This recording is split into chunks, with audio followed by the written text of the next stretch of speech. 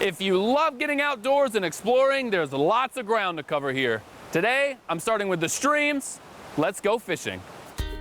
Matt is a local angler with Brookings and nearby Cashers. He's been fishing these waters for 16 years.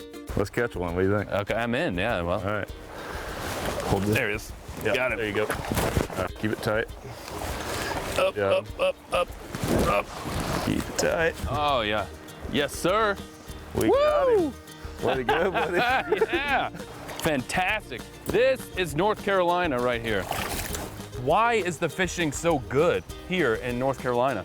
These streams, they come right out of the mountain. And most of these mountains are around 3,500 to 6,000 feet in elevation. So good, cold, clean water.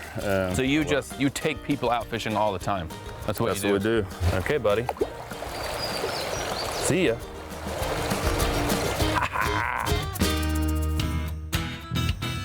Fishing isn't the only water-centric activity in these mountains. The 200-mile French Broad River winds through the mountains into downtown Asheville, providing plenty of opportunity for taking in the scenery via the water. If you want to see the water firsthand, French Broad Outfitters has you covered.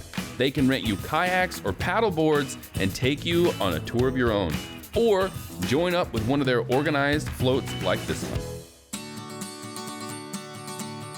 For the more adventurous, head to the heart of Sapphire Valley and hook up to the Vordak.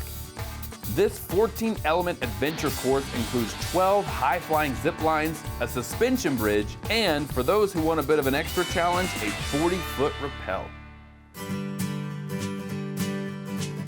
For a slower pace, there are hundreds of trails available for you to explore in the nearby Pisgah National Forest and the expansive Great Smoky Mountains National Park.